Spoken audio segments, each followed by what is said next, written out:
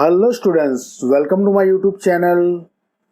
मैं अनीश मादानी आज आपको कराने वाला हूँ स्टैंडर्ड 11th कॉमर्स का ओशी के अंदर first chapter nature, purpose and scope of business.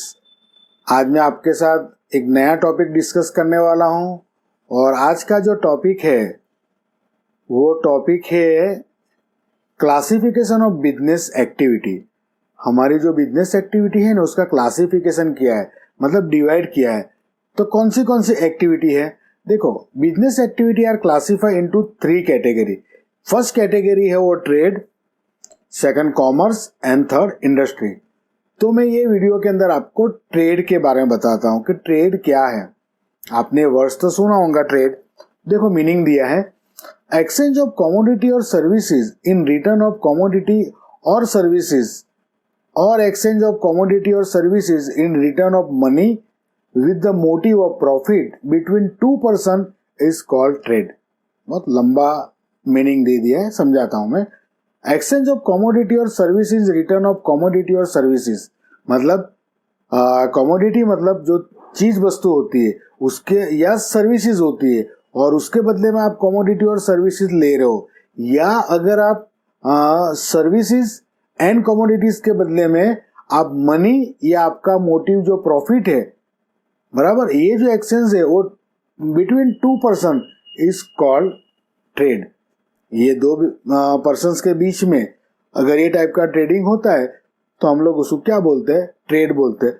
देखो, यहाँ पे एग्जाम्पल दिया है, when you purchase a book from the shopkeeper you may pay against the purchase of the book, here exchange of commodity is done in return of money. अब बहुत अच्छा example दिया है कि अगर आप कोई शॉपकीपर के पास से अगर बुक खरीदते हो तो बुक खरीदने के बाद आप क्या करते हो? उसको पैसे देते हो। तो ये क्या हुआ? Exchange of money. आपने पैसे दिए और वो शॉपकीपर ने आपको बुक दी, तो ये एक्सचेंज ऑफ मनी हुआ। That is called trade.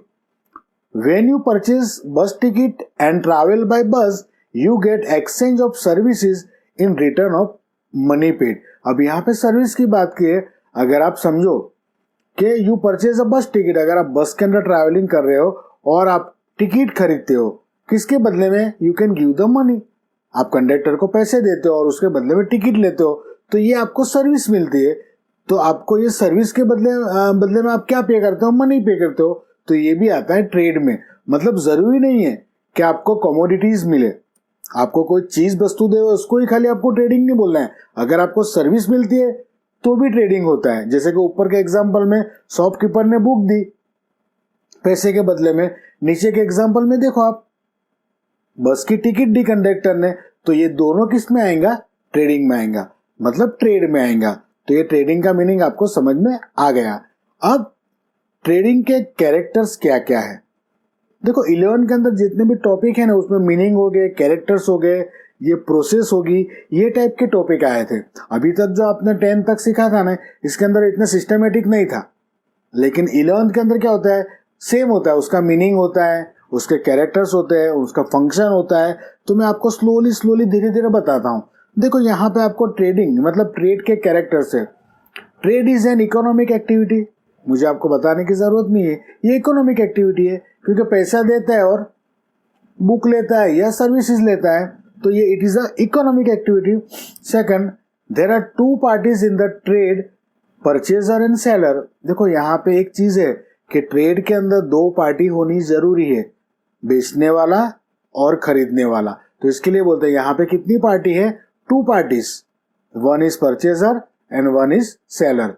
Third है exchange is essential in trade. इसके अंदर आप कोई चीज खरीदते हो या कोई चीज बेचते हो तो एक्सचेंज होना चाहिए। मिस्टर इंडिया जैसा नहीं कि कुछ दिखता नहीं, ये लो, ऐसा नहीं, उसके अंदर कुछ एक्सचेंज होना चाहिए। कोई भी, या सर्विस एक्सचेंज होनी चाहिए या कमोडिटी एक्सचेंज होनी चाहिए, तभी इसको ट्रेड बोलेंगे। फोर्थ है in trade transfer of ownership of the goods and services are done. Transfer of ownership, अगर आप कोई चीज बेचते हो, इसके अंदर शॉपकीपर ने एक बुक बेची तो ट्रांसफर, पहले उसकी ओनरशिप थी, शॉपकीपर थी, फिर ओनरशिप किसकी हो गई? जिसको सेल किया उसकी हो गई। मतलब यहाँ पे क्या होता है, ये ट्रेडिंग के अंदर ओनरशिप जो होती है वो एक्सचेंज हो जाती है, बदल जाती है। Fifth, in exchange of goods either an amount is paid और गुड्स आर एक्सचेंज। देखो, in exchange of goods either amount is paid और गुड आर एक्सचेंज। आप पैसे भी पे कर सकते हो या गुड्स के बदले में गुड्स भी दे सकते हो। 6, trade is continuous activity. Trading भी क्या है? ये ट्रेड भी क्या है? बिजनेस जैसा है। ये एक कंटिन्यू एक्टिविटी है, नॉन स्टॉप चलती है ये, बराबर। 7, द वैल्यू ऑफ गुड्स और service is determined in terms of money. आप कोई भी गुड्स जो होता है उसकी जो वैल्यू है, गुड्स एंड सर्विसेज की वैल्यू, वो किसके अंदर कन्वर्ट हो जाती है? मनी के अंदर। बार्टर सिस्टम जैसा नहीं है। ज्यादातर मैक्सिमम सबका जो कन्वर्ट है वो मनी में हो जाता है। फिर आप गुड्स प्रोवाइड करो या सर्विस प्रोवाइड करो। उसके बाद है 8, trade is a legal activity. ये बहुत जरूरी है। आप जो भी ट्रेडिंग कर रहे हो ये लीगल एक्टिविटी होनी चाहिए, इलीगल नहीं। गवर्नमेंट ने जो परमिशन दी है या जो गवर्नमेंट ने परमिट दी है वही आप एक्टिविटी ट्रेड के अंदर कर सकते हो। इसके लिए उसको बोलते हैं trade is a legal activity. I think 8 characteristics आपको समझ में आए होंगे। उसके बाद ट्रेडिंग जो टाइप्स है, कौन से टाइप के ट्रेडिंग होते हैं वो मैं आपको समझाता हूं। देखो, types, there are 2 types of trade. Trade 2 type के होते हैं, एक इंटरनल ट्रेड और second international trade. I think आपको नेम के ऊपर से मालूम पड़ गया होगा कि ट्रेडिंग इंटरनल ट्रेड मतलब जो इंटरनल होता है, हमारी कंट्री के अंदर होता है वो, और इंटरनेशनल ट्रेड मतलब हम फॉरेन कंट्री के साथ जो ट्रेडिंग करते हैं। ट्रेडिंग मतलब बिजनेस जो कर रहे हैं वो इंटरनेशनल ट्रेड है। तो पहले हम लोग सीखेंगे इंटरनल ट्रेड। इंटरनल ट्रेड किसको बोलते हैं? तो trade among the different region within the boundary of our country is called internal trade. देखो, बाउंड्री, हमारी कंट्री के बाउंड्री के अंदर जो भी बिजनेस होता है या जो भी ट्रेड होता है that is called internal trade. आगे दिया है, a trader of Ahmedabad purchases boxes of Apple from Kashmir. देखो, एक एग्जांपल दिया है, बहुत अच्छा एग्जांपल है कि अगर अहमदाबाद का कोई ट्रेडर होता है, ट्रेडर मतलब बिजनेसमैन, अगर वो कश्मीर के एप्पल के बॉक्सेस खरीदता है कश्मीर से, और trader of Nagpur send oranges to Rajkot, these are example of internal trade.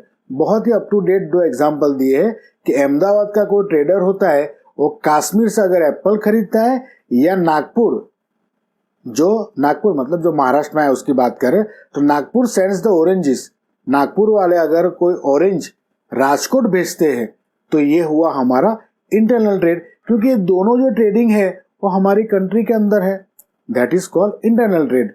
आगे, from the view point of distribution, internal trading is divided into 2 parts. अब देखो, यहाँ पे डिस्ट्रीब्यूशन के हिसाब से अगर देखने जाते हो तो इंटरनल ट्रेडिंग को भी 2 पार्ट में डिवाइड किया है। फर्स्ट है होलसेल ट्रेड एंड सेकंड है रिटेल ट्रेड। आपको ज्यादा मालूम ही होगा होलसेल ट्रेड और रिटेल ट्रेड। देखो, wholesaler purchases goods in the bulk from the producer and distributes them to the retailer as per his requirement. देखो, यहाँ होलसेलर जो होता है उसका मीनिंग दिया है कि होलसेल ट्रेड किसको बोलते हैं? तो होलसेलर क्या करता है? बल्क में, बल्क मतलब बहुत ज्यादा, वो प्रोड्यूसर के पास से खरीदता है और किसको डिस्ट्रीब्यूट करता है? जो रिटेलर होता है उसकी डिमांड के हिसाब से, उसकी रिक्वायरमेंट के हिसाब से वो रिटेलर को गुड्स प्रोवाइड करता है। That is called wholesale trading. The wholesaler is connecting link between producer and retailer. देखो, जो होलसेलर जो होता है वो किसके बीच में, दोनों के बीच में लिंक है? तो प्रोड्यूसर और रिटेलर। आपको मालूम है कि जो प्रोड्यूसर होता है वो पहले गुड्स किसको सेंड करता है? होलसेलर को। होलसेलर गुड्स किसको देता है? रिटेलर को। और इसके लिए लिखते हैं कि लिंक है दोनों के बीच में, प्रोड्यूसर, उसके बाद होलसेलर आता है, उसके बाद रिटेलर। तो इसके लिए बोलते हैं कि दोनों के बीच में, प्रोड्यूसर और रिटेलर के बीच में क्या होता है? होलसेलर, और इसके लिए ये लिंक है। In retail trade, a retailer purchase goods from the wholesaler and supply them to the consumer as per the requirement. और रिटेलर क्या करता है? रिटेलर क्या करता है?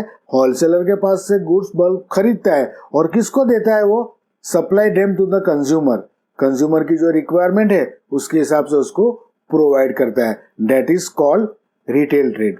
तो आई थिंक रिटेल ट्रेड भी आपको समझ में आ गया, होलसेल ट्रेड भी आपको समझ में आ गया। और टाइप्स के अंदर दूसरा है international trade. Trade between two countries is called international trade. ये तो मैंने आपको बता दिया कि इंटरनेशनल ट्रेड किसको बोलते हैं, अगर दो कंट्री के बीच में बिजनेस होता है that is called international trade. America और इंडिया, इंडिया और जापान, इंडिया और फ्रांस, ये दो कंट्री अगर अपने उसके एक दूसरे के साथ अगर बिजनेस करती है तो वो होता है इंटरनेशनल ट्रेड। आगे, international trade crosses the boundary of the country. बराबर, इंटरनेशनल ट्रेड के अंदर क्या होता है, वो कंट्री की बाउंड्री क्रॉस करके जाते हैं। देखो इसमें एग्जांपल दिया है, a Japanese company selling television to Indian traders और Kesar mango being sent from India to USA are example of international trade. देखो यहाँ पे इंटरनेशनल ट्रेड के आपको दो एग्जांपल दिए, एक जापानीज कंपनी टेलीविजन जो इंडियन ट्रेडर को देते हैं, मतलब इंडिया के अंदर इंडियन ट्रेडर्स को जापानीज कंपनी जो टेलीविजन देती है, तो ये इंटरनेशनल ट्रेड हुआ। और दूसरा केसर मैंगो जो खास सौराष्ट्र की बहुत अच्छी आती है, तो केसर मैंगो अगर इंडिया यूएसए को प्रोवाइड कर रहा है या यूएसए को दे रहा है या सेल कर रहा है तो ये हुआ इंटरनेशनल ट्रेड। मतलब आपको दोनों का मीनिंग समझ में आया है। International trade include import trade, export trade और री एक्सपोर्ट ट्रेड। देखो इंटरनेशनल ट्रेडिंग के अंदर तीन चीज इंक्लूड होती है, इंपोर्ट ट्रेड, एक्सपोर्ट ट्रेड और री एक्सपोर्ट ट्रेड। ये आगे मीनिंग में आएंगे, आगे डीप में है ये टॉपिक, तब मैं आपको एकदम डीप में समझाऊंगा कि इंपोर्ट ट्रेड क्या है, एक्सपोर्ट ट्रेड क्या है और री एक्सपोर्ट ट्रेड क्या है। यहाँ पे आपको खाली उसको जानना है कि इंटरनेशनल ट्रेड के अंदर क्या इंक्लूड होता है। तो आई थिंक आपको ट्रेड का जो टॉपिक था वो क्लियर हो गया होगा।